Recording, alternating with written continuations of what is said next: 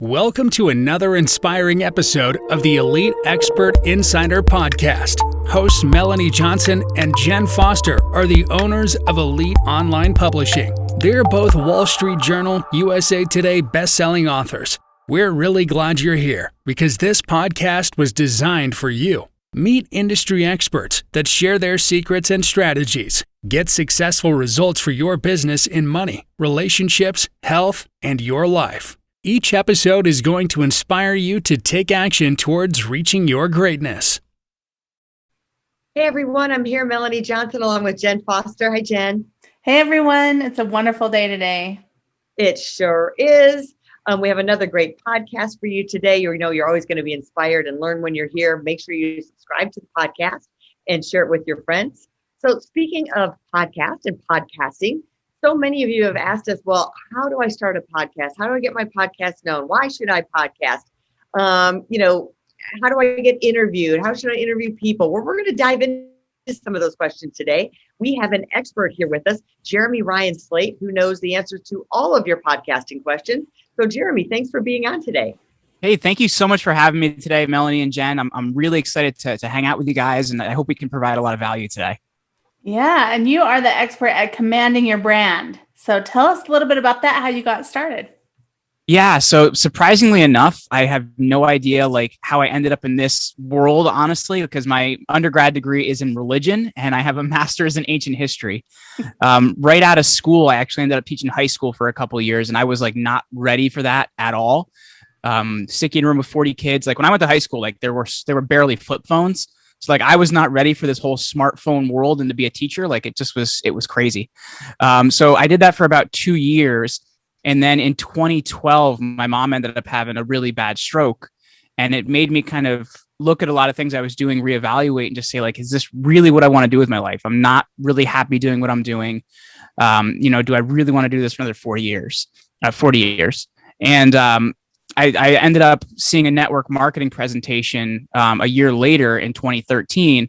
And I didn't know what that was. So I thought I was going to be a multi-millionaire in a week and a half. It didn't work like that, but it was the thing that did get me to jump ship and do something else. And it started with network marketing. I went from selling life insurance, which I was good at. I just didn't like getting up every day and being all right, so we're going to talk about death. This is going to be great. And so I did that for a bit, made some good money, and I couldn't continue to do it.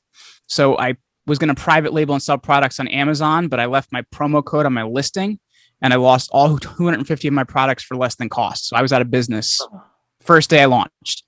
So I had been a podcast fan since 2009. I had a college professor that introduced me. I loved podcasts, and I was working part-time for a friend's marketing firm. So just as a creative outlet, I started the Create Your Own Life show, and we had 10,000 listens in our first 30 days. And the rest is kind of history from there. It led to us starting this awesome company and talking to a lot of people that I never thought in a million years I'd get a chance to hang out with. Well, tell us, I love your story. Tell us why people should podcast and why they should be interviewed on podcast. Well, so the thing that I usually tell people, because I think there's kind of this idea that everybody should have a podcast. And I'm not a big believer that everybody should have a podcast. I think if you are somebody that's able to be different, have a difference of opinion, and show what makes you unique and special, you absolutely should. But I feel like there's too many people doing the exact same podcast. And because of that, there's no reason to come to one show versus another. So you really need that unique differentiating characteristic. But to me, it's a really great way to get in front of exactly the right niche public and really make a big impact. And I think the other aspect of it that I know a lot of our clients do that people don't even consider is also using a lot of podcast content internally to show to investors, to show to people on your team and things like that. So there's a lot of ability to not only get seen, known, and heard, but also to create, more continuity and buzz with your internal team and investors and such. I love that. And I think it's important, like you were saying, you really want to get started, but you want to make sure you're not the same as every other podcast out there. Yeah, because you look at what John Lee Dumas has done with Entrepreneur on Fire. It's awesome. But there have been 250,000 people that have just tried to rip him off. And it's come on, guys, do something unique and special and ordinary. Because, we are, on the backs of giants here in some ways, but look at that as inspiration, not as, becoming that person. Be you, be unique, and have a unique, specialized way of teaching people what you talk about. Like what you guys talk about with publishing, that's a really big deal and that's unique and special. But a lot of people don't take that time to really differentiate and show, their unique viewpoints. Yeah. So I want people to tune into the video of this on YouTube, because we do a video podcast as well. Because your background, Jeremy, it makes you look like a superhero. You've got like wings coming out of your back. And I'm like, my designer hates it, by the way. She's like, raise it up. It looks like your head has wings on it. Yeah, you've got like superpower of wings going on there. I love it. So, all right, tell us about the process. Like you say, on your services, you offer a process. Walk us through the process.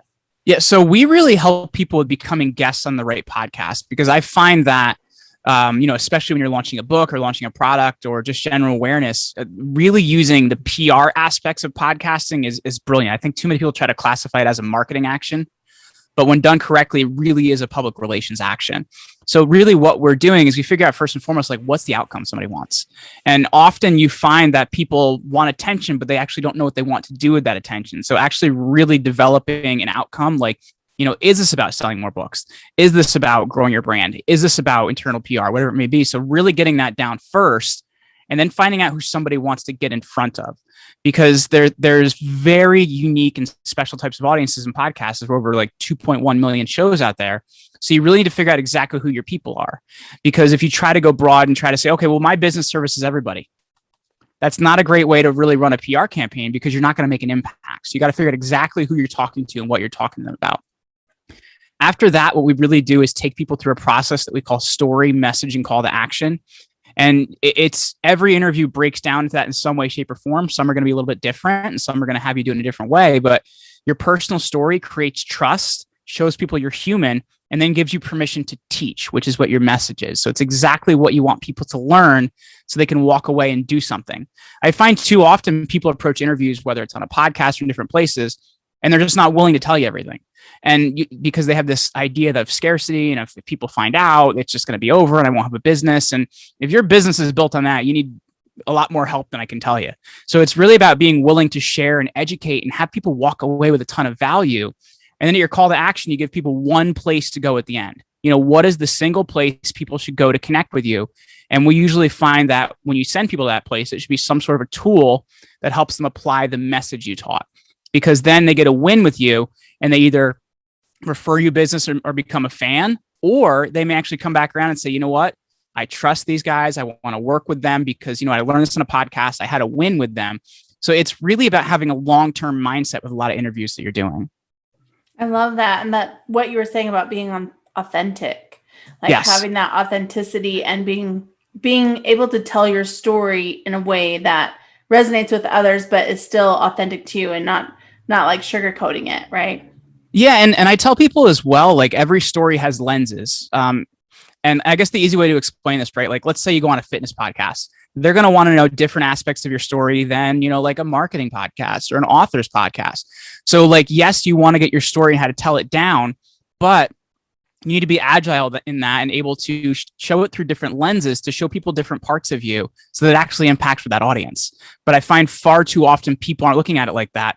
Like I had a guest on my own show one time, and I asked him a question, and I'm like, dude, are you reading? Like, what's happening? So you really have to figure out how to get your story down, but tell it through different lenses, be real and authentic, and actually impact that audience.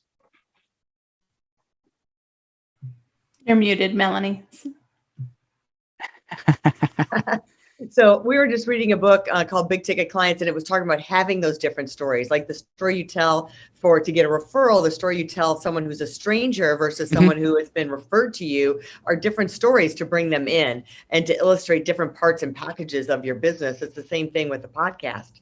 That's 100% correct, because like it's, and you see this with really great speakers too, not just people that interview well, is they're able to do things through the lens of story. They don't just answer your question. They tell you, well, actually, there was a time like this when I learned X, Y, Z, and they tell you a story. It makes it more real because it really gives you that human experience. And if you look at like the stories that have been passed around for generations and generations, like, the Iliad and the Odyssey and things like that, they weren't written down first. They were oral traditions passed on, and stories that are well communicate and people remember them. Like I had a guest on my show one time, Mike Michalowicz. He's an awesome author. And he went into this whole story about like how people can't spell his last name and things like that. So he actually, for his website, he uses mikemotorbike.com so people can remember it. It's like when you create stories like that, I will never forget that because of how he told the story. So like a great story really connects with people and creates some affinity so that there's actually an action that's going to take place off of that. It's funny. That's what we tell our authors is it all kind of ties together. So if you have a book already, you should be creating those stories within the book that you can share on the podcast. If you're creating all those stories like to be interviewed with, now all of a sudden you have a collection of these stories that can turn into a book. But it's a great way to, cross that information or develop that information one way or the other through the book or having some for the podcast. So, absolutely. Of course, we have so many authors who are like, okay, I have my book. Like, how do I get booked on podcast? I want to get booked. So what's the secret to all that? Well, I think the first thing is also understanding like, and I hate saying this, but it's also understanding and being honest with yourself where in your journey you're at as well.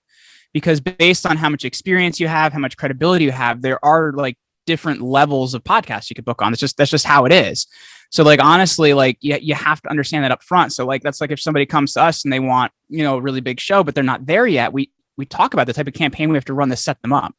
So I say the first thing is really understanding where in your journey you're at and be honest with yourself or you're not going to get the results you want. So that's kind of the first part. The second thing is realizing what niches matter to this. As I said, don't go broad and don't say every person is my reader because they're just not. I absolutely love an author named Brad Thor, but not everybody loves Brad Thor. Not everybody likes thrillers. I'm big into that. So you have to figure out who your audience is and where they live, who they talk to, who their opinion leaders are.